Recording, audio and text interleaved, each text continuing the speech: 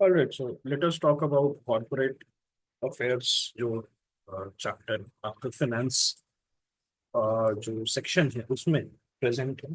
सो उससे related important points जो है उसको हम लोग डिस्कस कर लेते हैं। सो कॉर्पोरेट अफेयर्स, आपका मिनिस्ट्री ऑफ कॉर्पोरेट अफेयर्स जो है, ये इसका क्या काम करता है? ये बेसिकली कंपनीज एक्ट 2013 जो है, उसके पहले कंपनीज एक्ट 1956 उसको हैंडल करता था, और लिमिटेड लाइबिलिटी पार्टनरशिप एक्ट 2008 और उसके साथ जो बाकी के एक्ट्स होते हैं उनको हैंडल करता है। तो कौन कौन से एक्ट्स हो गए? एक हो गया companies act 2013, 1956, liability partnership act 2008 और अदर अलाइड एक्ट्स। ठीक है, so this will be part of your mandate for the MCA. So I will be saying MCA, तो एमसीए से आप समझ जाइएगा मिनिस्ट्री ऑफ कॉर्पोरेट अफेयर्स। और ये जो मिनिस्ट्री है, ये और एक और चीज के लिए रिस्पॉन्सिबल है, that is administering the competition act. So competition act क्या होता है? कंपटीशन किससे रिलेटेड है? क्या ये क्विज कंपटीशन है, डिबेट कंपटीशन है, किस टाइप का competition? So this is talking about a fair business competition. किसके बारे में बात कर रहे हैं? ये फेयर बिजनेस कंपटीशन के बारे में आपसे बात कर रहा है। बोल रहा है कि जैसे suppose for example, give you an example, Uber और Ola, so they are not colluding with each other to cheat the customers. Okay, so this is called fair business practices. मतलब ऐसा नहीं है कि उबर और ओला दोनों बोले कि चलो हम दोनों क्या करते हैं, हम लोग कस्टमर्स को लूटते हैं और हम लोग एक दूसरे से जॉइंट पार्टनरशिप में आ जाते हैं। Now let us start with this. Okay, so this is not something that we want for our consumers. एक फेयर मार्केट रखने के लिए दूसरी चीज है कंपटीशन। एक कस्टमर के लिए फेयर होना चाहिए, दूसरा किसके लिए फेयर होना चाहिए? दूसरे कॉम्पिटिटर्स के लिए भी फेयर होना चाहिए। तो फॉर एग्जांपल मान लो कि एक बिजनेस इन्वायरमेंट में चार competitors, suppose there are four coaching institute, IAS की कोचिंग कर रहा है। ओके, और उसमें से दो कोचिंग इंस्टीट्यूट ऐसे हैं जो दोनों ने एक दूसरे के साथ कोल्यूड करके and they are trying to close down the other coaching institutes. So वो this is not fair business competition. So उस समय क्या होता है? उस समय जो है कंपटीशन एक्ट जो है वो आपका काम आता है। इसके लिए कंपटीशन कमीशन ऑफ इंडिया जो है उन्होंने बनाया। सो इससे ये जो है आपका मिनिस्ट्री ऑफ कॉरपोरेट अफेयर्स, उसको मैंडेट दिया गया है कि आप इसको बनाएं। एंड सीसीआई जो है एक ऑटोनोमस स्टैट्यूटरी बॉडी है जो ये सारी चीजें देखता है। उसके साथ साथ एमसीए जो है मिनिस्ट्री ऑफ कॉरपोरेट अफेयर्स एक और क्या करता है, insolvency and bankruptcy code 2016। Okay, so IBC जो है 2016, ये हमने इकोनॉमिक्स वाले मॉड्यूल में बहुत अच्छे से कवर किया है। उसको हम लोग एक बार रिवाइज भी कर लेंगे थ्रू द इंडिया ईयर।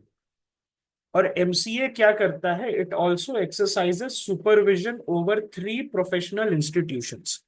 सो इसमें कौन कौन से इंस्टीट्यूशंस हैं? Institute of chartered accountants of India, जिससे सीए बनते हैं लोग। अगर आपको सीए बनना है so you have to qualify the ICAI examination. अगर आपको कंपनी सेक्रेटरी बनना है so you have to qualify the ICSI examination, you become CS. Okay, और वो भी जो है एमसीए ऑटोनोमस बॉडी है, उसके अंदर एमसीए उसको एडमिनिस्टर करता है। एंड देन फाइनली आपका आता है कॉस्ट अकाउंटेंट्स। ओके, सो अगर आपको कॉस्ट अकाउंटेंट्स बनना है सो आईसीओएआई, इसका एग्जामिनेशन आपको क्लियर करना पड़ेगा।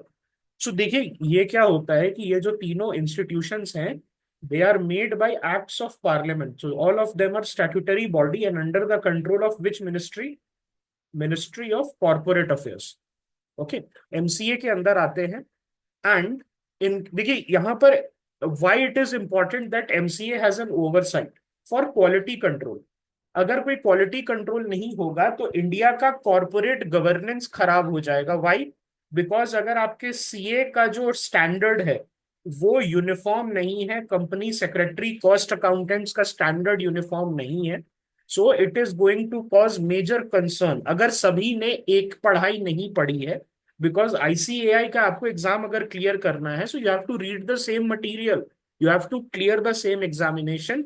सो this brings uniformity in the practice, तो स्टैंडर्डाइजेशन इससे होता है।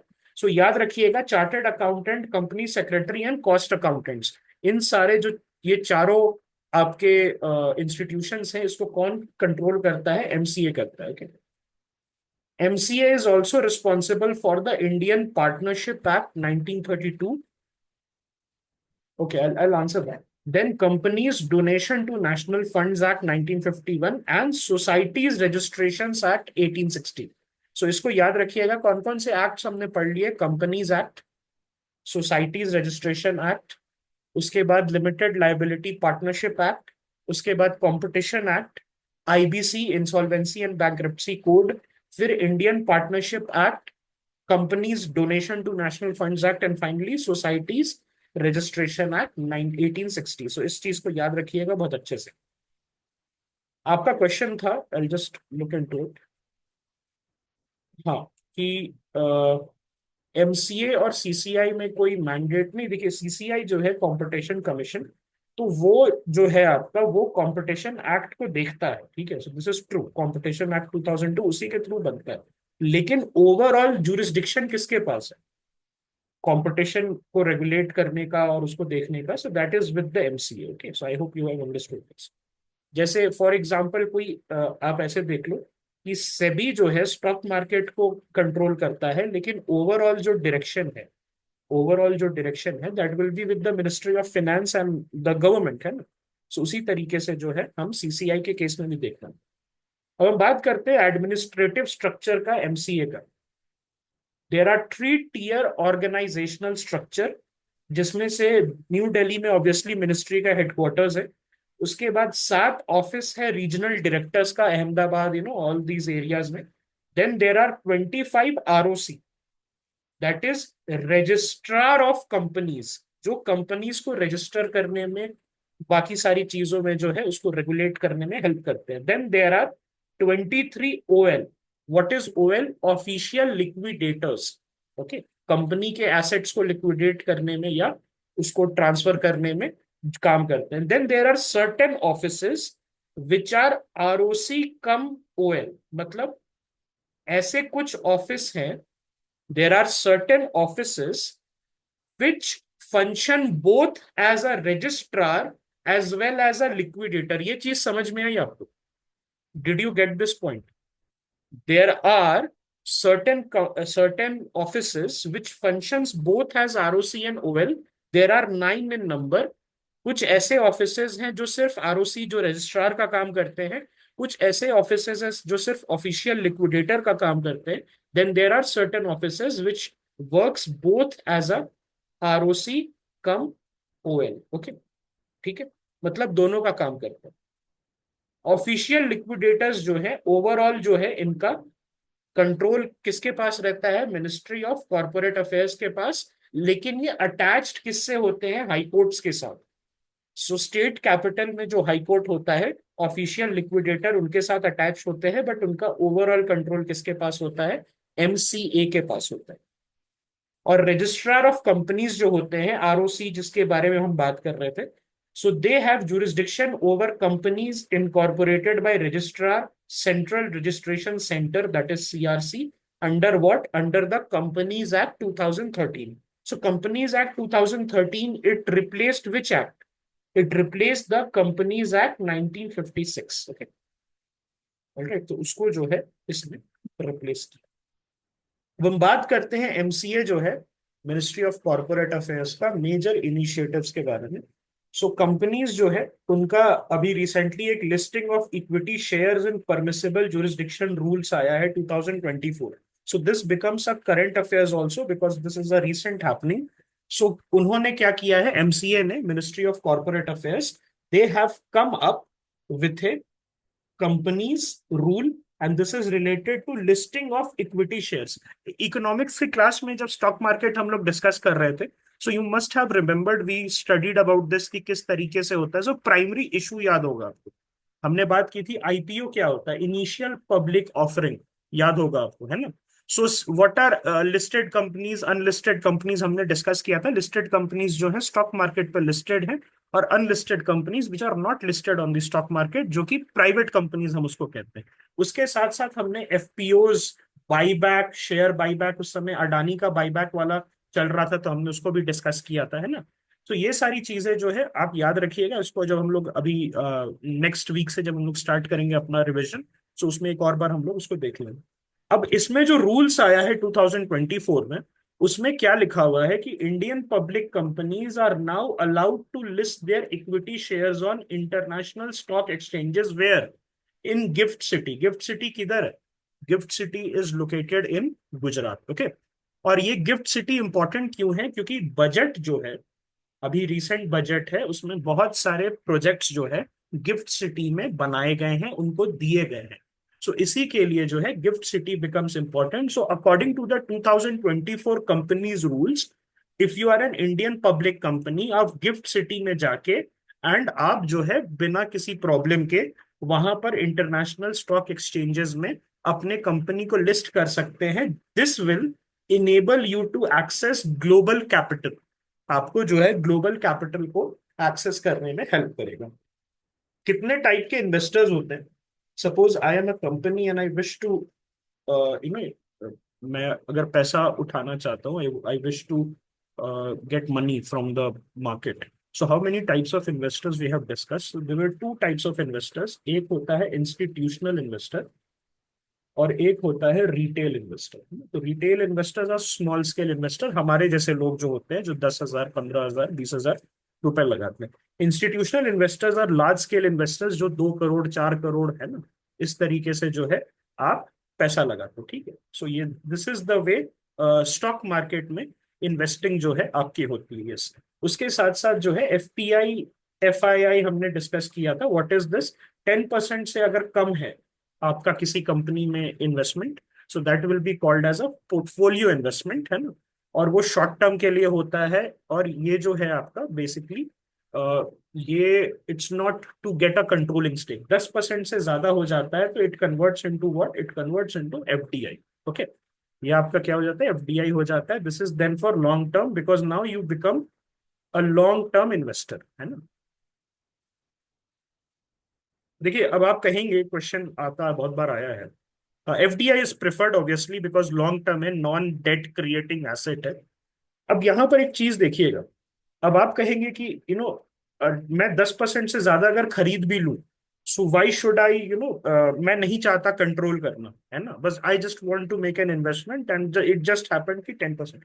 That is where the MCA comes in, ministry of corporate affairs. That is where the companies act comes in and it says कि अगर आप 10% से ज्यादा कर रहे हैं, एक तो होता है एमसीए के गाइडलाइंस, एक होता है कंपनी का इंटरनल गाइडलाइंस। एमसीए का गाइडलाइंस क्या कहता है कि 10% से ज्यादा आप अगर कर रहे हैं, so you have to follow certain rules. Okay, because then company की स्टेबिलिटी आप पे डिपेंड करती है। फॉर एग्जाम्पल, अगर मेरे पास 2% शेयर है किसी कंपनी का, A person A has 2% share and person B has 12% share. अगर पर्सन ए ऑफलोड कर देता है अपने शेयर और पर्सन बी ऑफलोड कर देता है अपने शेयर, तो किसका ज्यादा इंपैक्ट होगा? इसमें से किसका ज्यादा मार्केट पे इंपैक्ट होगा? The answer is B. जो बी वाला पर्सन है 12%, वो उसका ज्यादा, वो कंपनी डूब जाएगी बिकॉज इन्वेस्टर कॉन्फिडेंस जो है गिर जाएगा। इन्वेस्टर कॉन्फिडेंस यहां भी गिरेगा, ए में भी गिरेगा, बट उतना नहीं गिरेगा कि कंपनी खत्म हो जाए। बी वाले के केस में इट कैन ट्रिगर। इसीलिए बी वाला जब 10% से ऊपर चला जाएगा, so he have to appoint a director, sign some papers, then वो अब्रप्टली जो है अपने इन्वेस्टमेंट्स नहीं निकाल सकता। इसीलिए आप देखते हो कि न्यूज आता है, जैसे Alibaba is trying to exit from Paytm, क्योंकि Alibaba has done FDI in Paytm. तो वो एग्जिट नहीं कर सकता रातों रात। Okay, it can not do the exit overnight. Whereas अगर अलीबाबा 1%, 0.2% ऐसे रहता, so it could have sold it share and then run away. Okay, तो ये चीज जो है एफडीआई में पॉसिबल नहीं है। That is why from a country's perspective FDI is preferred. Okay, and FDI is what according to 2020 prelims? It is a non debt creating investment. Okay, मतलब ये डेट क्रिएट नहीं करता है। And this helps in what? Transfer of technology. Why? Because अगर आप इतना पैसा किसी इंडियन कंपनी में लगा रहे हैं, you will want it to be successful, and that is why you will transfer the technology which you have developed in the west or whichever country you are. Okay, so उसकी वजह से India को फायदा होता है। उसके बाद जो दूसरा रूल है, companies second amendment rules 2023, this is related to prospectus and allotment of security, and this rule by the MCA, this provides the manner in which share warrants issued by public companies prior to the Companies Act would be disclosed and would get converted into shares. यहां पर क्या है, mandatory dematerialisation of shares of bigger private companies will happen. अब ये आपको अगर समझ नहीं आया तो मैं बहुत अच्छे से एक एग्जांपल देके समझाता हूँ। कभी ऐसा हुआ है, मम्मी मम्मी या पापा सफाई कर रहे हैं और उनके पास 1980s का 1990s का कोई शेयर का पेपर आ गया कि 10 रुपीज में रिलायंस का शेयर खरीदा, 12 रुपए में यूको का शेयर खरीदा, something like this, and then you say कि इसको क्या करना है, तो देन योर फादर से और मदर से कि इसको डीमटेरियलाइज कराना होगा, डीमैट अकाउंट करना होगा। देखिए पहले क्या होता था, दैट आप अगर शेयर खरीद रहे, so you have to call the broker. अब तो जैसे फोन के टैप पे है, ऐप से आप कर रहे हो, पहले you have to call the broker, broker आपका ऑर्डर लेता था, उसके बाद ही use to send a guy उस विथ अ पेपर, एक आदमी आता था साइकिल से आपके घर पे, वो आपको पेपर देता था, आप उस पे साइन करते थे, उस पे लिखा रहता था कि इतने शेयर्स खरीदे, एंड देन जो है आप उसको सेल कर सकते थे। फिर सेलिंग में भी उतना ही टाइम लगता था, you will call your broker, आप उसको बोलोगे कि इतना ऑर्डर दे दो, then a guy will come, all these things will happen. अब क्या है, after 2004 and 5 we shifted to the electronic demat. Okay, अब वो पुराने वाली बात नहीं है, वो पेपर और पेन से हम आगे बढ़ चुके हैं, अब हम इलेक्ट्रॉनिक डीमैट पे आ गए। सो ये कह क्या रहा है, अकॉर्डिंग टू दिस रूल्स, कि जो बिगर प्राइवेट कंपनीज हैं उनको अपना जो शेयर्स है, पुराना शेयर्स, बिकॉज ऑब्वियसली मान लो रिलायंस है, तो Reliance is doing business in the stock market since the 70s and 80s। सो वो शेयर्स बहुत पहले से दे रहा है इन द पेपर फॉर्म। सो वो जो शेयर्स है उसको क्या करना पड़ेगा, उसको डीमटेरियलाइज करके और इलेक्ट्रॉनिक फॉर्म में कन्वर्ट करना होगा। और ये जो है रूल्स इसी चीज को बोल रहा है। ओके, और अगर आपने कंपनीज एक्ट 2013 के पहले कोई भी, अगर आपने पब्लिक पब्लिक में शेयर इशू किया है, so it will be disclosed and it should get converted into shares. Okay, okay, what I am saying is कि जैसे फॉर एग्जांपल कोई कंपनी है, ओके, कोई कंपनी है, उसने अपना शेयर्स डाला before the companies act 2013 came in. Okay, companies act 2013 आया, सो उससे क्या, हमारा कॉर्पोरेट गवर्नेंस उसी पे बेस्ड है ना आज के डेट में। और उसके पहले किस पे चल रहा था, 1956 पे चल रहा था, कंपनीज एक्ट 1956। सो ये जो 2013 वाला एक्ट के पहले वाला जो जितना भी शेयर्स है, उसमें से ये कह रहा है, एमसीए कह रहा है कि अब आपको मैंडेटरी डीमटेरियलाइजेशन करना होगा, उसको आपको कन्वर्ट करना होगा in the present electronic form. अगर आप एक बिग प्राइवेट कंपनी है, जैसे रिलायंस हो गया, ये सारी चीजें हैं, so you have to convert it. क्योंकि जब रिलायंस क्या है ना, आज के डेट में तो रिलायंस ऐसे इलेक्ट्रॉनिक फॉर्म में शेयर इशू कर रहा है, but what about the 80s and 90s during your father and grandfathers time, when they were young and they were buying the shares, so they were buying in the paper form, है ना। सो वो चीज बोल रहा है ताकि इस type की चीजें ना हो। उसके बाद LLP SBO rules, so this is limited liability partnership significant beneficial owners rule था, तो इसमें ज्यादा कुछ लिखा नहीं था, it had given some in your India yearbook, it had given some data. अब मैं बात करता हूं एलएलपी होता क्या है। कोई ऐसी कंपनी है जो आपको पता है एलएलपी, बहुत फेमस कंपनी एलएलपी है, आप रोज यूज करते हैं उसको, every day you use it multiple times, it's LLP, any company that you know which is an LLP. Google, बहुत बढ़िया। सो गूगल जो है, अगर आप देखेंगे तो एलएलसी लिखा रहता है, लिमिटेड लाइबिलिटी कंपनी, जब आप ऐप स्टोर से डाउनलोड करते हैं तो देखिएगा ना, गूगल एलएलसी लिखा रहता है, it's not a private limited, it's not Google private limited, it is Google LLC. इसमें होता क्या है, दैट अगर आप एलएलसी बना रहे हैं या एलएलपी बना रहे हैं, दोनों सेम ही चीज है, एक पार्टनरशिप है, एक कंपनी होगी, उसमें जो है your own assets, personal assets जो है ओनर के, they will be secure, they will be secure from any kind of wrong doing और एनी काइंड ऑफ लिक्विडेशन। इसका मतलब क्या है, जैसे माल्या साहब थे, उन्होंने डिफॉल्ट कर दिया लोन पे, तो उनका घर बिका कि नहीं, उनका हेलीपैड वाला घर था जिसको नारायण मूर्ति ने खरीद लिया, and then he had bungalows in Goa.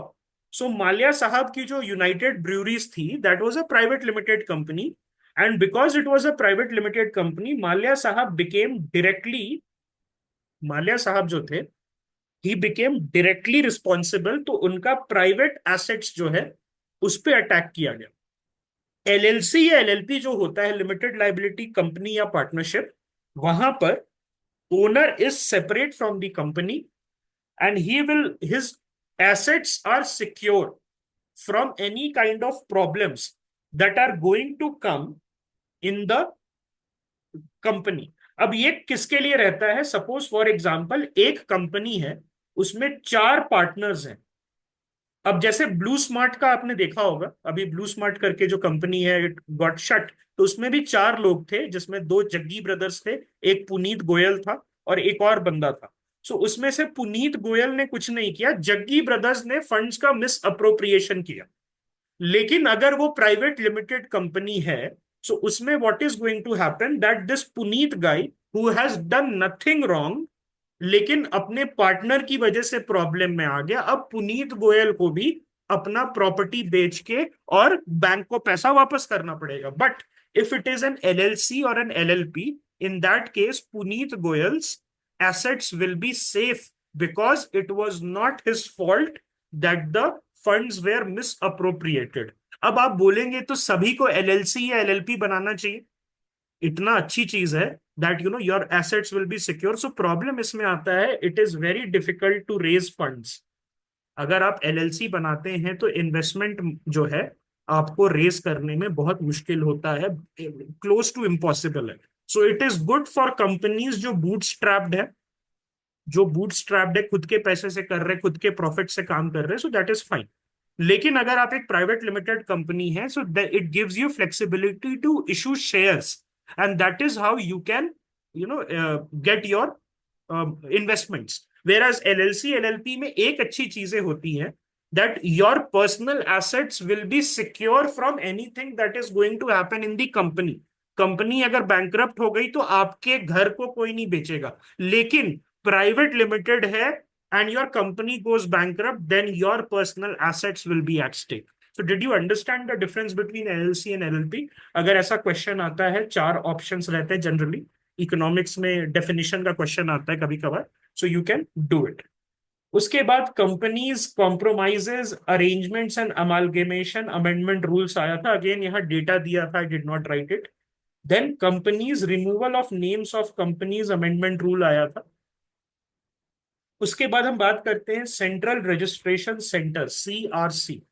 So it was rolled out in 2016 and इसका ऑब्जेक्टिव क्या है? Processing and approving application for name reservation and incorporation of a company with in D+1 day. मतलब जिस दिन आपने पेमेंट किया for name registration, उसके एक दिन और, मतलब 24 आवर्स के भीतर, which is a global standard. जो बड़ी बड़ी कंट्रीज होती हैं जहां बिजनेस का ईज बहुत अच्छा होता है, सो उस केस में वहां D+1 डे है। सो मिनिस्ट्री ऑफ कॉर्पोरेट अफेयर्स क्या करना चाह रही है, दैट उसी को फॉलो करते हुए D+1 डे में through the central registration centre आपके कंपनी का नाम जो है उसको एस्टैब्लिश आप कर सकते हैं पेमेंट देके, and you can register that. So first phase में क्या कराना है? नेम रिजर्वेशन जो है उसको D+1 डे कराना है, मतलब within 24 hours from the date of payment you will get the name reserve for you, nobody else can reserve that name or register that name. और सेकेंड फेज में D+1 day में processing the incorporation of company. So दो phase में जो है ministry of corporate affairs इसको कर रहे हैं। स्पाइस प्लस, तो स्पाइस का मोबाइल आता था, if you remember, Kings 11 Punjab को they use to sponsor, so उसी से याद रखिएगा। स्पाइस प्लस क्या है? It's an online integrated form. So पहले क्या होता था, ईज ऑफ डूइंग बिजनेस इतनी अच्छी नहीं थी, तो what the businessman had to do was fill hundreds of different types of form. So to eliminate that, MCA जो है, ministry of corporate affairs, it has come up with the spice plus online integrated form, and through this spice plus online integrated form you can reserve your name। मतलब अगर company का नाम अगर आपको reserve करना है, आप अपने कंपनी को इनकॉर्पोरेट करा सकते हो, पैन नंबर निकाल सकते हो, टैन नंबर निकाल सकते हो, और डिन नंबर निकाल सकते हो, ईपीएफओ ईएसआईसी रजिस्टर करा सकते हो सिर्फ एक फॉर्म से। पहले hundreds of forms used to be there which was very detrimental for ease of doing business, और उसके वजह से स्पाइस प्लस को लाया गया और एक ही फॉर्म से जो है multiple things, even GST number, bank account, तो ये सारी चीजें जो है आप कर सकते हो। ठीक है, so what kind of thing that you will be having, can you tell me what kind of bank account, क्या सेविंग्स अकाउंट आप खोलेंगे? The answer is no, current account. As a business, business अगर आप कर रहे हैं, सो उसके लिए अगर आपको जीएसटी रजिस्टर कराना है तो करंट अकाउंट जरूरी होता है। What is the difference? Current account जो है उस पे आपको कोई रेट ऑफ इंटरेस्ट नहीं मिलता है, ओवरड्राफ्ट फैसिलिटी मिलती है। मतलब यू कैन, जो भी बैंक डिसाइड करता है उससे आप निकाल सकते हो। मान लो कि 40,000 का लिमिट है, आप बिजनेसमैन हो, तो -40,000 तक आपका बैंक बैलेंस जा सकता है। लेकिन इस पे जो है कोई आपको किसी भी तरीके का इंटरेस्ट नहीं देती है, 0% इंटरेस्ट है इस पे। सेविंग्स अकाउंट क्या है, वहां पर इस टाइप का कोई फैसिलिटी नहीं है, but they will give you certain money for maintaining the minimum balance and for maintaining the balance in the account. Okay, so इसमें क्या होता है, टैन जो है, ओके, टैन जो है ये आपका इनकम टैक्स जो डिपार्टमेंट है वो इशू करता है। डीआईएन क्या होता है? DIN is director identification number या डेजिग्नेटेड पार्टनर आइडेंटिफिकेशन नंबर। तो ये अगर आप कंपनी के डायरेक्टर हैं तब जो है वहां पर आपका एक डिन नंबर होगा और आपको उससे जो है किया जाएगा। टैन जो है, what is this? This is tan is tax deducted and collection account number. Tax deducted and collection account number, तो जहां पर भी कंपनी एस्टैब्लिश है, आप एम्प्लॉय हायर कर रहे हो, टैन नंबर जो है वो दिया जाता है टू द इंडिविजुअल्स जो आपके अंदर एम्प्लॉयड है, और फिर आप उससे जो है आप बिजनेस बिजनेस के में जो आपको टैक्सेस डिडक्ट करना है वो आप कर सकते हो। पैन तो सभी को पता है, एवरीबडी नो अबाउट पैन, सबके पास पैन कार्ड होता है ना, तो इससे जो है आप इनकम टैक्स वगैरह भर सकते हो। ओके, ऑल राइट, ठीक है। यस, टिन जो है, तो in your India yearbook it has been given as TAN. Okay, so थोड़ा सा मेरा हाथ बंधा हुआ है when it comes to the content. Why? Because I can not divert from India yearbook में क्या है, लेकिन इसीलिए ये क्लासेस इंपॉर्टेंट है। Here we can talk about all these things. फिर हम बात करते हैं सेंट्रल प्रोसेसिंग सेंटर के बारे में। सो सेंट्रल प्रोसेसिंग सेंटर अभी बहुत रिसेंटली 2024 में लॉन्च हुआ था, और ये क्या करता है, प्रोसेस करता है और डिस्पोज करता है of such e forms which are prescribed under the companies act. So companies act क्या है, ये आपका मल्टीपल टाइम्स अमेंड हुआ है। सो 2017 में, 19 में, 20 में उसको क्या किया, ईज ऑफ डूइंग बिजनेस के लिए, कि आपको ज्यादा प्रॉब्लम ना हो, और उसके लिए जो है सेंट्रल प्रोसेसिंग सेंटर इन्होंने लॉन्च किया है। और कोई भी ई फॉर्म जो है उसको ये प्रोसेस करके डिस्पोज कर देता है as mandated by the companies act. फिर आता है CSC, that is the central scrutiny centre, और ये लॉन्च हुआ था 2021 में। और ये क्या करता है, स्क्रूटिनाइज करता है STP forms, the straight through process forms for any deficiency. तो स्क्रूटनी मतलब क्या होता है, आपने कुछ इंफॉर्मेशन फीड किया फॉर्म के अंदर, और फिर उसको स्क्रूटनाइज करने के लिए सीएससी रहता है, central scrutiny centre. It will scrutinise all the application form and it will act as a check point for improper filing by the corporates. So corporates जो भी अपना गलत इंफॉर्मेशन देते हैं, तो ये सीएससी जो है उसको स्क्रूटनाइज करके फ्लैग करेगा। हम बात करते हैं कंपनीज एक्ट 2013 के बारे में, according to your India yearbook. So ये कंपनीज एक्ट जो है 2012, उसको इसने रिप्लेस किया था। और 1956 इसके पहले जो है, there was a companies act 1956। और वेरियस स्टैट्यूटरी बॉडीज जो है, like the investor education and protection fund authority, national financial reporting authority, NFRA, okay, और serious fraud investigation authority, NFIO, it was established under this act. तो इस act के अंदर जो है आपका एस्टैब्लिश किया गया था। उसके बाद जो है national company law tribunal, NCLT, सभी को याद होगा, हमने डिस्कस किया था। और उसका एपेलेट ट्राइब्यूनल, NCLAT, जो आप NCLT में जाएंगे and you will file your complaint, वहां से अगर आप सेटिस्फाइड नहीं होंगे, सो आप अपेलेट ट्राइब्यूनल में जाएंगे। ओके, मुझे एक आप बात बता सकते हैं, अगर कंपटीशन कमीशन से आप खुश नहीं है तो कहाँ जाएंगे? आप जो है अगर कंपटीशन कमीशन से खुश नहीं है, सो क्या there a competition appellate tribunal, यही जाएंगे आप, एनसीएलएटी ही जाएंगे। You will go into NCLAT only. That appellate tribunal has been discontinued and NCLAT जो है, it has been given the mandate. तो मतलब कोई भी कंपनी लॉ, कंपनीज एक्ट का के अंदर अगर आपको ऐसा लग रहा है कि आपके साथ ज्यादती हुई है, आप एनसीएलटी गए, यू आर नॉट सेटिस्फाइड, तो आप एनसीएलएटी जा सकते हैं। ए मतलब एपेलेट। और कंपटीशन एक्ट का भी जो है एनसीएलएटी के अंदर डाल दिया गया है। And NCLAT and NCLT, NCLT and NCLAT, ये कहां से एस्टैब्लिश हुआ है? ये एस्टैब्लिश हुआ है कंपनीज एक्ट 2013 के अंदर। ओके, और ये किसके लिए है? This is for corporates. This is for whom? This is for MNCs, corporates. आप इंडिया में एक कंपनी है, बिजनेस कर रहे हैं, so you can go and dispute any kind of government ruling. This act also provides for setting up of special courts to adjudicate criminal offences under the act. So इसमें भी जो है जन विश्वास का थोड़ा थोड़ा सा काम हुआ है। Many of the things, corporate offences have been decriminalized अभी recently, लेकिन उसमें से फिर भी जो है certain things are criminal because obviously white collar crimes, समझते हैं आप लोग क्या होता है? What is white collar crimes? So white collar crimes are generally financial crimes या crimes which involves money। Okay, so उसमें जो है हम कहते हैं this is a white collar crime. Okay, उसके बाद कंपनीज अमेंडमेंट एक्ट आया 2020 में। This was just an amendment of the 2013 act. और ये क्या किया इसने, जो जन विश्वास की पॉलिसी है सरकार की, डिक्रिमिनलाइज कर दिया और रिड्यूस कर दिया क्वांटम ऑफ पेनल्टी, ताकि हरासमेंट ना हो पाए। See, just because your you have a very very strong legal penalties and criminal penalties, will it translate into a crime free process? So the answer is no.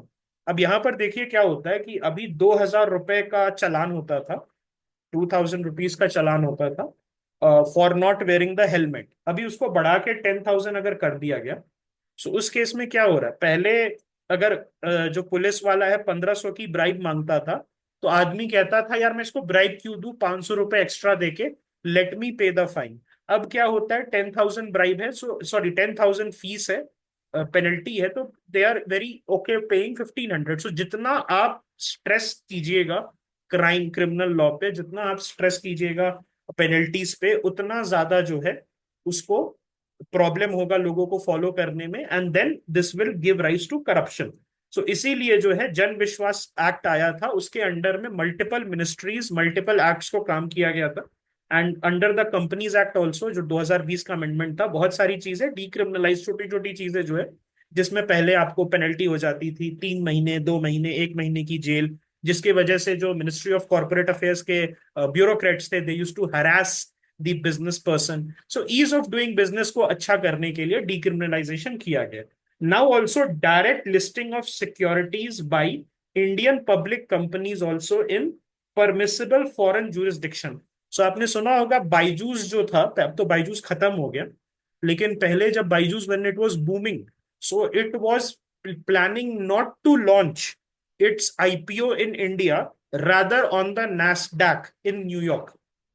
Okay, so मतलब आप समझिए 2020-21 में it was a $22 billion company, the most valuable edtech in the entire world.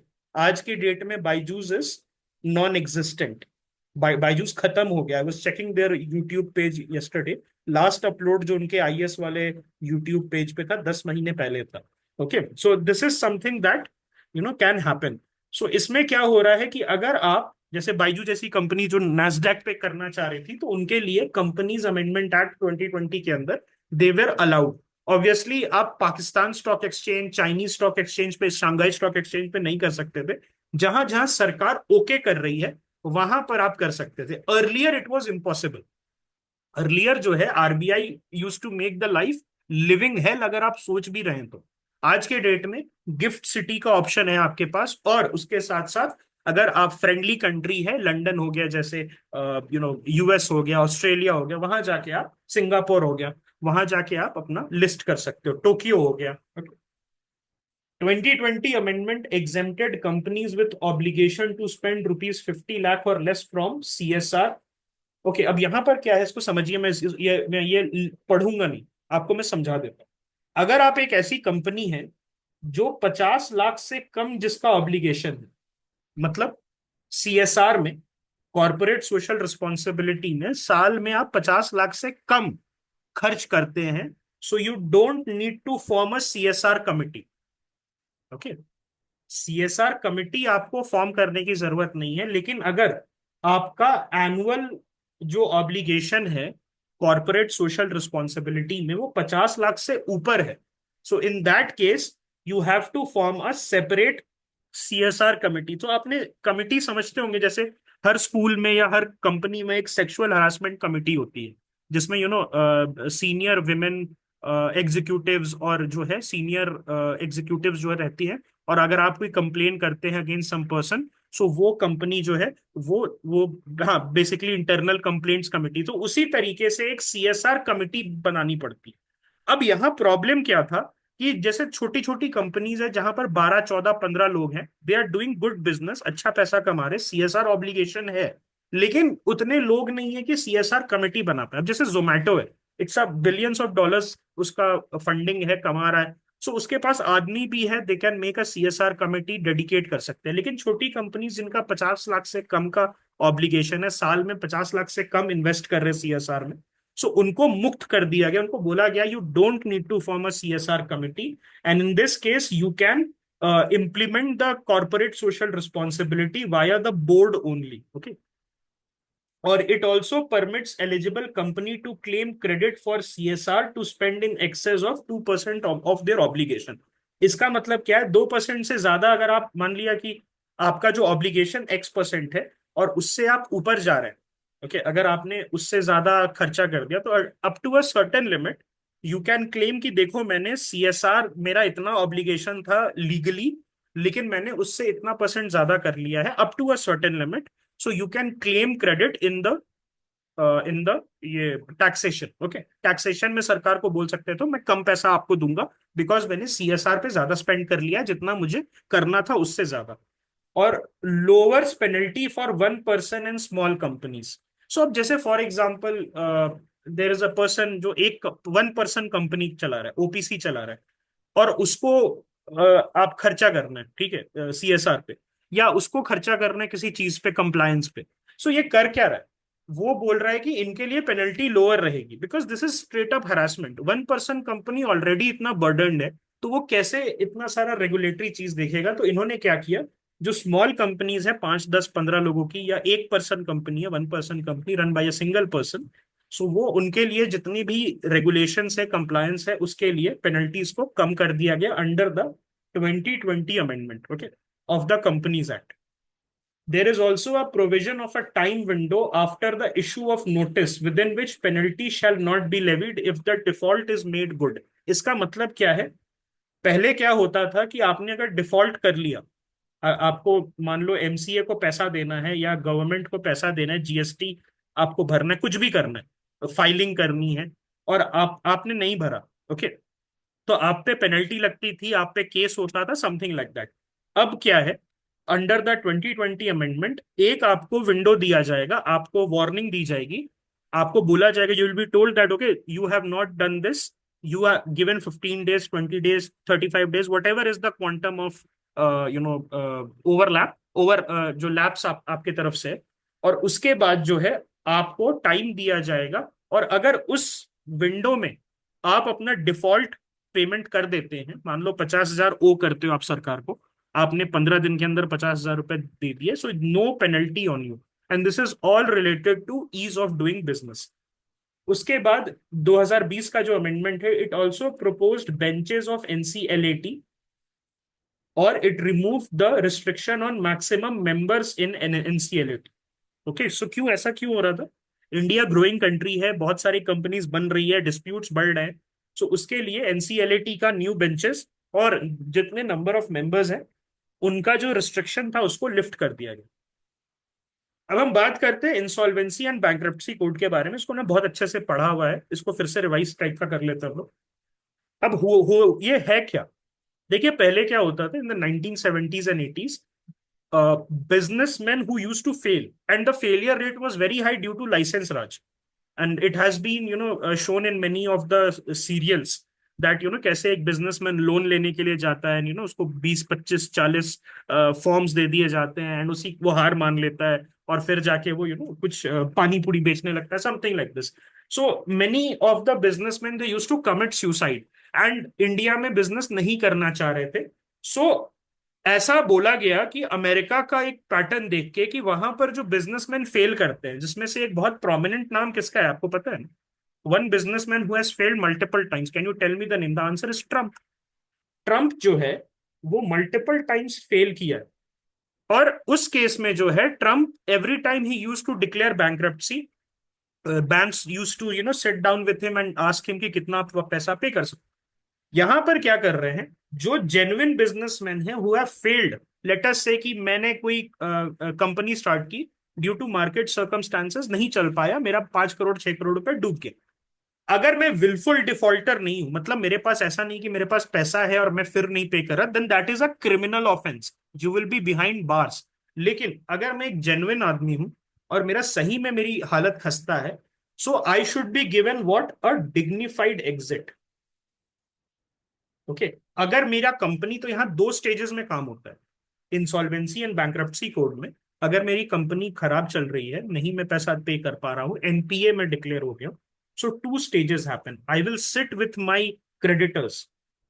So creditors में भी दो type के creditors होते हैं, एक होता है सिक्योर्ड क्रेडिटर्स और एक होता है अनसिक्योर्ड क्रेडिटर्स. तो मैं किसके साथ बैठूंगा इसमें? आई will be sitting with my secured creditors, और फिर मैं उनके साथ क्या बात करूंगा? उनके साथ मैं बोलूंगा कि देखो this is the situation, can you extend my loan? अब मान लो 10 साल का लोन है, तो जो मेरे सिक्योर्ड क्रेडिटर्स है, दे विल से कि यार मुझे पैसा तो वापस चाहिए. तो दे विल से ठीक है, मैं 8% इंटरेस्ट ले रहा था आपसे, अब मैं 6% लूंगा. 10 साल का लोन था, मैं 15 साल, तो I will say yes, that is acceptable to me. अभी थोड़ा सा मार्केट खराब है, लेकिन आई थिंक कि अगर आप मुझे 15 साल का time they they, I will pay you back at a 6%. लेकिन अगर सिचुएशन बहुत खराब हो जाए, तो फर्स्ट फेज के बाद अगर उसमें कोई रेजोल्यूशन नहीं आया और आपने कहा कि नहीं नहीं this is not going to work, then the second phase will start. And in this you will be selling the assets of my company, which has happened in case of Go Air. So Go Air में क्या हुआ था, पहले उनके साथ बैठा गया, उनको बोला गया व्हाट यू वांट. तो गो एयर वालों ने कहा हम वी आर बियॉन्ड रिडेम्पशन, हमसे अब नहीं होगा, we are not able to do business. So उनके जो प्लेन्स वगैरह है उनको Air India, SpiceJet, IndiGo, उसको ऑफर कर दिया गया कि आप अगर चाहें तो आप खरीद सकते हैं. और उसके थ्रू जो है ये सिक्योर्ड क्रेडिटर्स और अनसिक्योर्ड क्रेडिटर्स अपना पैसा रिकवर कर सकते हैं. पैसा जब निकलता है तो सबसे पहला हक किसका होता है? सिक्योर्ड क्रेडिटर्स का होता है कि अनसिक्योर्ड क्रेडिटर्स का होता है? The answer is secured creditors. Okay. किसका होता है? सिक्योर्ड क्रेडिटर्स का होता है. Yes, I purchased a GoAir ticket, and when I called them, मतलब I purchased it on March 21st something, and the company went bankrupt on 31st, और वो flight थी अप्रैल की. So when I called them, they said कि sir IBC में चला गया है, इंसॉल्वेंसी एंड बैंक्रप्सी कोड में चला गया है, आप लास्ट में रहेंगे. Why? Because you are an unsecured creditor. मैं भी क्रेडिटर हूं कि नहीं? एज अ कस्टमर मैंने अगर आपको पैसा दिया, I have given you money and you have not delivered me the service, so जब तक वो सर्विस डिलीवरी नहीं हुई है, then till then I will be a creditor too. And this problem use to be there in the real estate sector. Then what happened, can you tell me? अगर आपने follow किया है news को, real estate sector में जो buyers थे, purchasers थे, उनको क्या किया गया था? रेरा तो ठीक है, नहीं, उसके साथ एक और चीज हुई है. रियल एस्टेट सेक्टर वाले पहले अनसिक्योर्ड थे, अगर आप रियल एस्टेट परचेज करते हैं, अब उनको क्या बना दिया गया? सिक्योर्ड बना दिया. नाउ रियल एस्टेट में अगर आपने पैसा डाला है, वो पैसा डूब गया, you are classified as a secured creditor. आप बैठ सकते हैं. तो होता क्या है, suppose 100 people have bought the property, और उनको पोजेशन मिलनी थी 5 साल बाद, कंपनी वेंट बैंकरप्ट.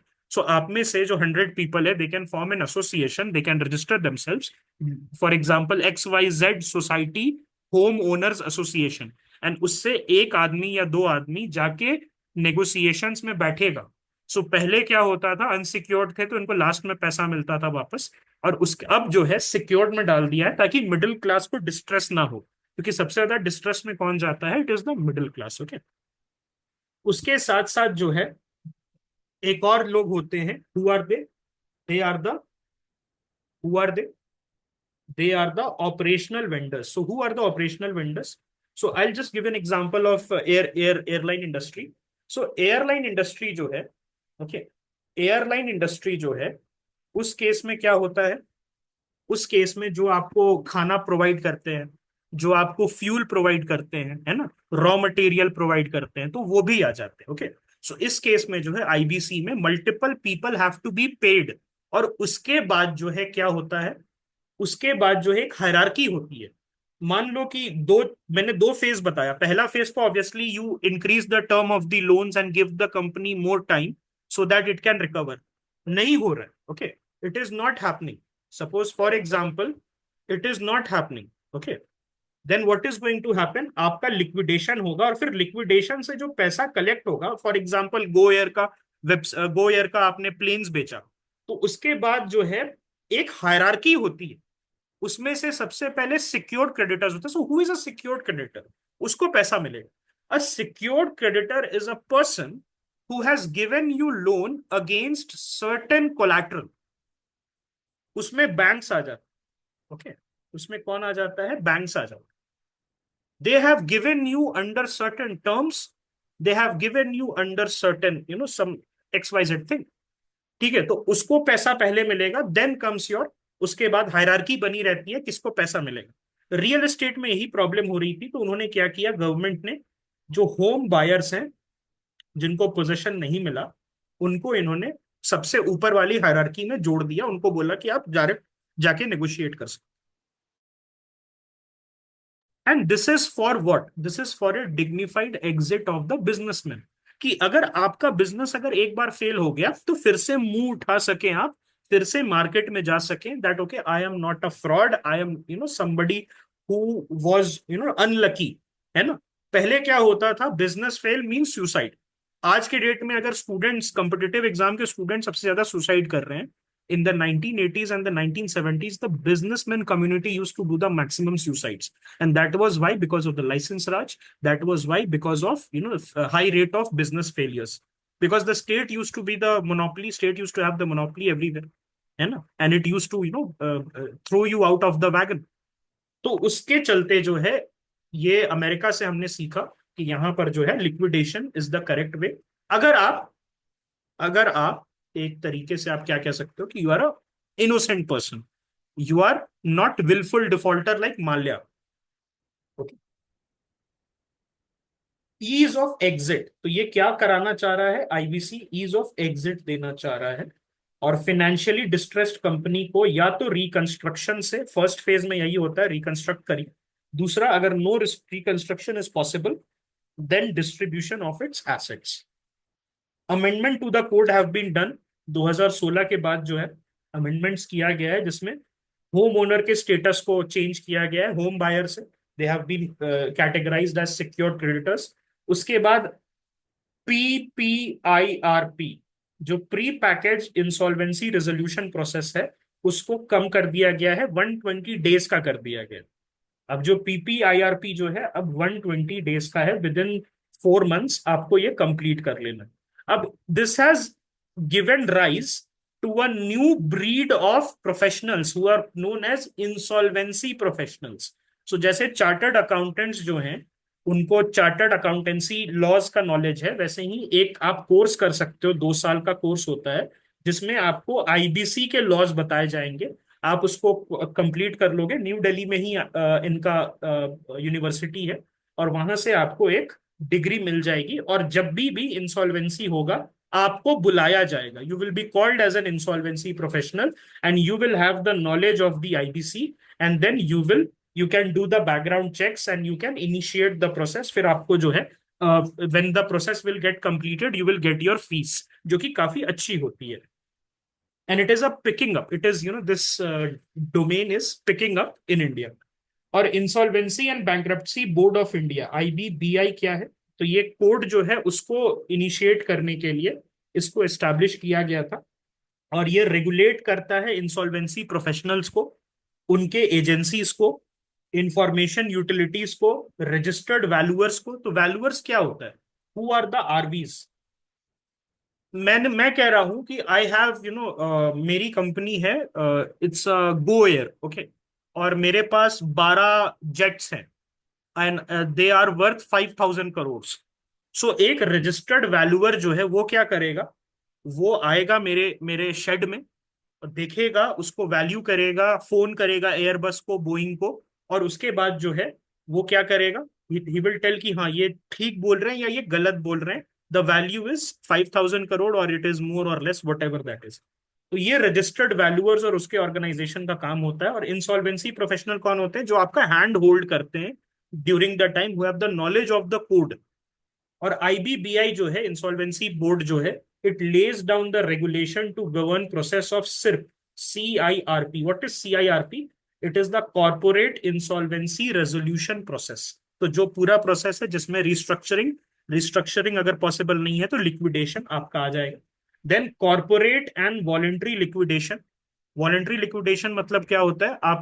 आप चला रहे हैं, आपको पता है अंदर की कंपनी की बात की हालत खराब है, सो आप खुद से चले गए मार्केट में बोल के कि देखो नहीं हो रहा है, rather than it getting leaked, और it getting something like rumour से पता चले, या कोई एम्प्लॉय विसल ब्लो कर दे, आप खुद चले गए मार्केट में, ठीक है, कि आप जो है ये काम करोगे। उसके बाद PPIRP, this is pre packaged insolvency resolution process, individual insolvency resolution process. तो इंडिविजुअल्स भी, अगर आप 1 पर्सन कंपनी है, या आप जो है एक सिंगल पार्टनरशिप में चला रहे हैं, सो इस केस में भी जो है आप कर सकते हो, ठीक है।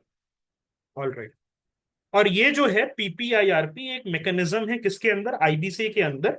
और वहां पर आप क्या कर सकते हो? प्री नेगोशिएशंस किसके साथ कर सकते हो?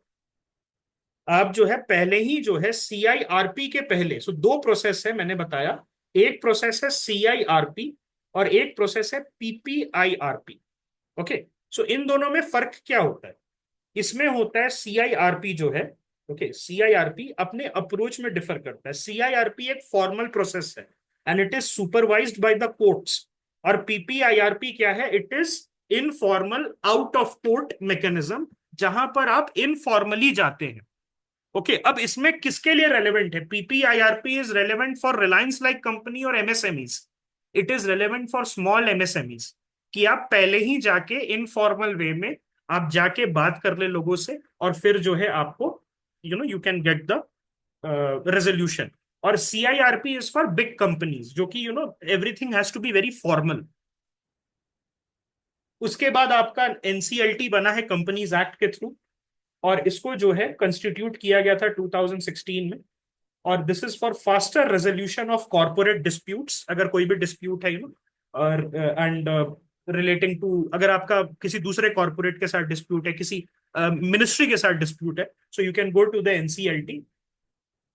ओके, NCLT जो है उसने मल्टीपल एजेंसीज को खत्म किया ताकि डुप्लिसिटी ऑफ एजेंसीज ना हो और ईज ऑफ डूइंग बिजनेस हो पाए। तो पहले एक CLB कंपनी लॉ बोर्ड चलता था, board of industrial and financial reconstruction and appellate authority for industrial and financial reconstruction.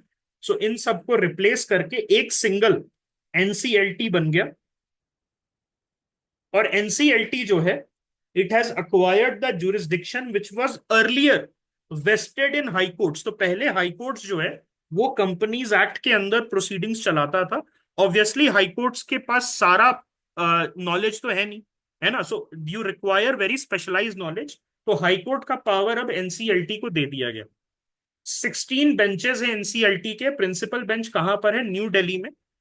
अगर आप खुश नहीं है NCLT से, so you can go to the NCLAT, that is the appellate tribunal. यहाँ appeals जाते हैं। इसके दो बेंचेस हैं। एक बेंचेस है आपका कहां पर? न्यू दिल्ली में, which is the principal bench, and one bench is in Chennai, जो साउथ इंडिया के जो कॉर्पोरेट इंसॉल्वेंसीज हैं उनको हैंडल करता है। It hears appeals against order passed by the NCLT of IBC 2016 and it against order passed by the Competition Commission under the Competition Act 2002.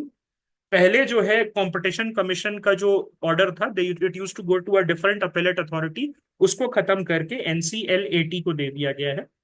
और it also hears orders against national financial reporting authority, NFRA। Okay, so ये जो है आपका NFRA, NCLT and competition commission, इन सब जो है, इन सब का जो अगर आप जाते हैं, you are not very very satisfied, so आप यहां जा सकते हैं, ठीक है। यस, सो एनसीएलटी में कौन होता है? एक प्रेसिडेंट होता है, और उसके साथ साथ जुडिशियल मेंबर्स होते हैं और टेक्निकल मेंबर होते हैं। और ये जो है, जो इसका प्रेसिडेंट होता है एनसीएलटी का, he is a chief justice of high court generally जो है, या सॉरी, हाई कोर्ट का जज होता है। ही इज अ जज ऑफ द हाई कोर्ट, और उसको सीजेआई के साथ डिस्कस करके सेंट्रल गवर्नमेंट जो है बनाती है। उसके साथ साथ टेक्निकल मेंबर्स होते हैं who are experts in company law, so they can be from the ICLS, that is the Indian corporate law service, और they can be from industry also. अब हम बात करते हैं सीएसआर के बारे में, corporate social responsibility. It was incorporated under the companies act 2013, और इसका ब्रॉड फ्रेमवर्क जो है आपका section 135 of the companies act में, schedule 7 of the companies act, not the constitution, and 2014 CSR rules के अंदर आता है। It has provisions related to the transfer of CSR amount. अब पहले थोड़ा सीएसआर के बारे में बात कर ले, क्योंकि आपके आईवाईबी में दिया नहीं है, इंडिया ईयरबुक में ज्यादा दिया नहीं इसके बारे में। सीएसआर होता क्या है? देखिए, ये होता है बेसिकली आपका जो प्रॉफिट है ना, प्रॉफिट पे, रेवेन्यू पे नहीं। अगर आप प्रॉफिट मेकिंग कंपनी है, तब जो है आप मैंडेटेड है 3% ऑफ योर प्रॉफिट, और whatever the number is decided by the government, आपको जो है उसमें देना है। Okay, you have to do it in the CSR. अब सीएसआर होता क्या है? यहां पर आप सोशल प्रोजेक्ट्स जो हैं आप उसको अंडरटेक करते हैं, ठीक है। So under the companies act 2013 आपको 2% of your average net profit mandatorily आपको स्पेंड करना है। एंड दिस नेट प्रॉफिट जो है, वो पिछले 3 साल का प्रॉफिट जो है उस पे कैलकुलेट होता है। सो प्रिसीडिंग 3 इयर्स के जो नेट प्रॉफिट है आपका, प्रिसीडिंग 3 इयर्स का नेट प्रॉफिट, उस पे 2% उसका नंबर, मान लो कि 3 साल में आपने 10 करोड़ रुपए कमाए, आपने जो है 10 करोड़ रुपीज कमाए पिछले 3 साल में, तो उसका 2% जो है, that is I think close to 20 lakh rupees, वो 20 लाख रुपए जो है आपको स्पेंड करना है। आपने देखा है, जो आप जोमेटो पे जाते हैं या स्विगी पे जाते हैं, तो उसमें लिखा रहता है donate 1 for feed India. Flipkart पे जाता है, donate 10 rupees for cancer free India, something like this. So वो होता क्या है? This is the CSR initiatives of the corporates. वो ऐसा नहीं कि बहुत ज्यादा दयालु हैं corporates, they are legally obligated. अब वो क्या करते हैं? वो ये कह रहे हैं कि मुझे तो 2% अपना स्पेंड करना ही है, आप उसमें 5 रुपए 4 रुपए ऐड कर सकते हो, and then we will over and above we will spend that also. And provisions have been made for transfer of unspent CSR amount, and non-compliance of CSR provision is civil wrong. पहले criminal wrong था, इसको civil wrong जो है 2021 से बना दिया गया। अगर आपने सीएसआर अमाउंट स्पेंड नहीं किया, सो आप पे सिविल केस होगा, क्रिमिनल केस नहीं होगा। अगर अनस्पेंट है, मान लो कि आपका ऑब्लिगेशन 40 लाख रुपए का है, और आप 30 लाख रुपए खर्चा कर पाए, किसी ऑर्फनेज को दे दिया, कि कहीं कुछ कर दिया, कहीं कुछ कर दिया, लेकिन 10 लाख रुपीज नहीं हो पाया, सो आप पे पेनल्टी नहीं लगेगी, आप अगले साल उसको ट्रांसफर कर सकते हैं। And this is all for ease of doing business. उसके साथ एक और चीज है, 2020 से लेके 2023 तक, अभी अब नहीं है, this use to happen for 4 years from 2020 to 2023, if as a company you have spent money on research and development of vaccines and drugs related to COVID-19, then that money will be counted as a CSR. अगर आप एक ऐसी company है जिसने research खुद किया है या किसी को फंड किया है, and it is related to COVID-19 drugs और vaccine, so between 2020 to 2023 your money will be counted as CSR spending. Okay, अब हम बात करते हैं लिमिटेड लाइबिलिटी पार्टनरशिप। तो इसका एक्ट 2008 में बना था। हमने बता दिया क्या है LLP, and this is a form of business entity which allows individual partner to be protected from joint and several liability of partners in a partnership firm.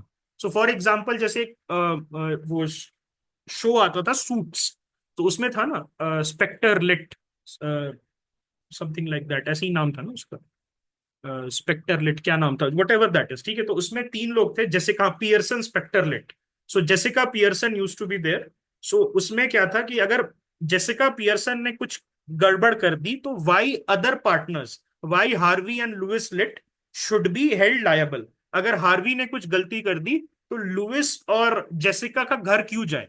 उसी तरीके से अगर मैं मान लो कोचिंग चला रहा हूं तीन आदमी के साथ, और मेरा एलएलपी है, और मेरे किसी पार्टनर ने जो है घपला कर दिया, तो मेरा एसेट्स प्रोटेक्टेड रहेगा। लेकिन इसमें ड्रॉबैक क्या है? The drawback is that I can not raise money easily. यहां पर मनी रेज करना पॉसिबल नहीं है, क्योंकि शेयर्स अगर मुझे इशू करने हैं फॉर रेजिंग द मनी, तो उसके लिए क्या होता है, मुझे प्राइवेट लिमिटेड जो है इनकॉर्पोरेट करना पड़ेगा। Liability of partners incurred in the normal course of business does not extend to the personal assets. मेरा घर नहीं जाएगा, okay. Corporate structure of LLP and disclosure requirements जो है, it enable access to higher credit from banks. So because of the LLP और जो India में disclosure requirement है, सो आप हायर क्रेडिट ले सकते हो। सो इसमें प्रॉब्लम यही होती है दैट आप शेयर्स के अगेंस्ट पैसा नहीं उठा सकते। ऐसा नहीं कि 2% डाइल्यूट करके 1 मिलियन का इन्वेस्टमेंट ले लिया, नहीं हो सकता। लेकिन आप बैंक से जो है हायर क्रेडिट ले सकते हो। So that is the way you can raise money, okay, not by VC investing और something like that. MCA 21, so it use to come in vision, vision का 2020-19 में टेस्ट सीरीज जो होते थे उसमें बहुत क्वेश्चंस आते थे। What is this MCA 21? Ministry of corporate affairs 21। This is an end to end e governance project of ministry of corporate affairs, और ये सर्विस देना चाह रहा है इंडिया के कॉर्पोरेट्स को। And this is related to the BOOT model. So BOOT model कहाँ पढ़ा आपने? Any place that you had read this BOOT model? GS3 investment में पढ़ा है? GS3 investment model PPP model में होता है ना? So you have read about it. तो इसमें क्या होता है? Build, own, operate and transfer. इसका मतलब somebody will build this end-to-end governance system, somebody will own it, somebody will operate it, earn money, recover investment, make a profit and then transfer to the government. तो इसको हम क्या कहते हैं? Boot. आप build करोगे, ओन करोगे, operate करोगे, प्रॉफिट कमाओगे, और फिर सरकार को ट्रांसफर कर दोगे। The government will then be the owner. Both can happen. सरकार भी बना सकती है, सरकार ऑपरेट कर सकती है, सरकार पैसे कमा के then it can sell to a private sector, और private sector can make the system and then it can operate and then transfer. C PACE. तो सी पेस क्या है? This is centre for processing accelerated corporate exit. Corporate exit क्या होता है? कोई company है, आपको बंद करनी है, तो voluntary winding up of company जो है, तो कंपनी बंद करने में पहले बहुत माथापच्ची होती थी, इसीलिए लोग नहीं चाह रहे थे बनाना। फॉर एग्जाम्पल, मुझे मन कर गया एंटरप्रेन्योरशिप करने का, लेकिन मेरा डिटरेंट क्या था? My deterrent was that you know I will not be doing this because बहुत ज्यादा कंप्लायंस कॉस्ट है। तो इसके लिए सीपेस बनाया गया है, ताकि मैं अब फ्री हो जाऊं फ्रॉम दिस माइंडसेट कि अगर नहीं चला कंपनी या मेरा माइंड चेंज हो गया, so then I can wind it up. और टाइम रिड्यूस 2 साल से 6 महीने हो गया। सो और उसको कम करने की कोशिश की जा रही है। अगर अब आपको अपना कंपनी को बंद करना है, so from 2 years earlier, now 6 months is the time limit, और उसको और कम करने की कोशिश कर रहे हैं। IEPF, सो ये भी कंपनीज एक्ट के अंदर बना है, investor education and protection fund authority.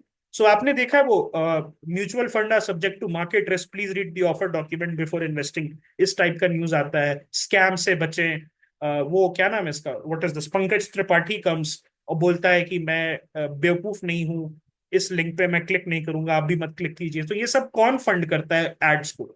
ये सब जो है IEPF जो है, और इस टाइप के जो अथॉरिटीज होते हैं जिनका काम होता है इन्वेस्टर एजुकेशन और प्रोटेक्शन को फंड करना। And it promotes awareness among the investors कि कहां पर इन्वेस्ट करना चाहिए, शेडी कंपनी से बचना चाहिए, इस टाइप के चिट फंड से बचना चाहिए, महादेव बेटिंग ऐप से बचना चाहिए। And it also helps in refund of unclaimed dividends, mature deposits and debenture.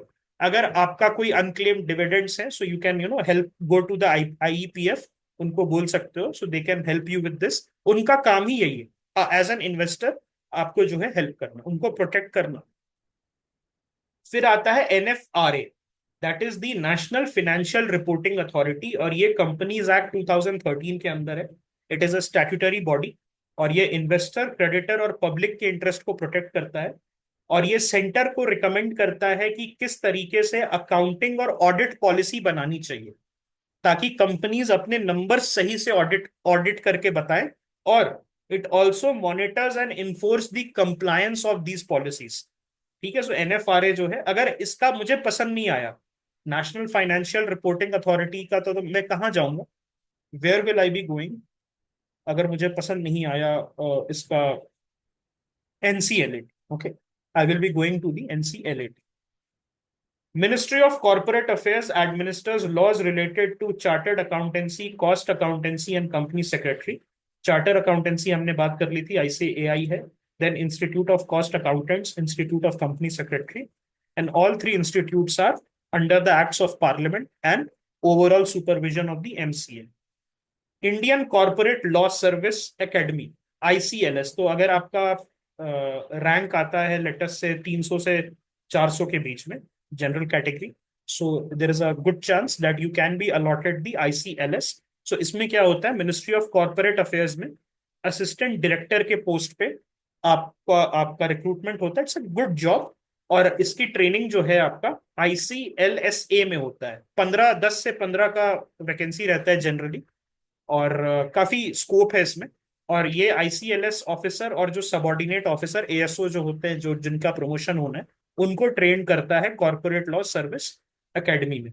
SFIO, this is very important, आपसे यूपीएससी पूछ सकता है SFIO किसके अंदर आता है। Option A ministry of finance, option B ministry of corporate affairs. So the answer is ministry of corporate affairs. Serious fraud investigation office is related to fraud detection of companies. Company के अंदर कोई भी fraud detection हुआ, तो किस type के fraud detection हो सकते हैं? ऑडिट से रिलेटेड, अकाउंटिंग से रिलेटेड, फंड रेजिंग से related, something like this. Indian institute of corporate affairs, so it is a setup by ministry as a society under the 1860 society registration act, और ये think tank की तरह काम करता है। और Indian institute of corporate affairs, यहीं पर आपको अगर इंसॉल्वेंसी प्रोफेशनल बनना है, so you can go to this academy. आप जा सकते हो Indian institute of corporate affairs, यहाँ से 2 साल का कोर्स होता है। You can do that and you can be called as a insolvency professional. Competition commission of India, it was established by competition act 2002। मैंने बता दिया कंपटीशन, किस कंपटीशन की हम बात कर रहे हैं। And it wishes to eliminate adverse effect on competition, promoting and sustaining competition, check abuse of dominant position. इसका एग्जांपल क्या है? गूगल के साथ हुआ था कि अपना जो सर्च इंजन है उसको मैनिपुलेट करके गूगल रिलेटेड प्रोडक्ट्स को पुश कर रहा था। ऐसे क्या होता है, स्पॉन्सर्ड लिखा रहना चाहिए ताकि आपको पता चले कि स्पॉन्सर्ड है, लेकिन अगर गूगल स्पॉन्सर्ड नहीं लिखेगा तो कस्टमर के माइंड में क्या आएगा कि ये सबसे पॉपुलर है, सबसे पहले सर्च में यही आया है ना। सो गूगल पे इसने 250 करोड़ रुपए का चार्ज लगाया था, इस पे पेनल्टी लगाई थी कि आप अपना dominant position as a search engine use करके and then you are manipulating the searches. Amazon पे लगाया था, फ्लिपकार्ट पे लगाया था। मर्जर एंड एक्विजिशन को चेक करना इसकी ड्यूटी है। मर्जर एक्विजिशन से क्या प्रॉब्लम है? अगर उबर और ओला मर्ज हो जाएं, तो क्या ये इंडिया के कंज्यूमर्स के लिए अच्छा है? द आंसर इज नो, क्योंकि फिर तो मोनोपोली हो जाएगी ना। सो इस टाइप के मोनोपोली को कंपटीशन कमीशन रोकता है। ओके, इस टाइप की मोनोपोली, अगर एक कंपनी 100% मार्केट शेयर ले रही है because of a merger, so in that case अगर स्विगी जोमेटो मर्ज कर जाए तो कंज्यूमर के लिए तो बहुत खराब है। सो उन उसके लिए रिव्यू करने के लिए पहले they use to take 210 days, now they have promise कि within 150 day, that is 5 months, हम जो है merger M&A, merger and acquisition जो है उसको रिव्यू करके बता देंगे is it possible to go ahead और not. You can not do a merger and acquisition unless and until you have a green light from the competition commission if you are in a competitive space और the competition commission has taken note of the merger and acquisition. अब for example अगर वाजीराम है वो किसी छोटे coaching को ले रहा है जिसमें 12-15 स्टूडेंट्स हैं, that is not a problem for merger. लेकिन अगर वाजीराम और विजन वो एक साथ मिल रहे हैं, सो that is a problem for the industry, specially if it is regulated. अब जैसे फिजिक्स वाला और दृष्टि की बात है, सो उस केस में भी हम क्या कह रहे हैं, that this merger and acquisition can create a monopoly in the field. So competition commission will be checking this within 150 days. So इसके साथ ही आपका corporate affairs का schemes complete हो गए। ओके। कभी कभार लगता है कि इसको तो बिना पढ़े जा रहे थे पिछले अटेम्प्ट से, सो मच इंफॉर्मेशन इज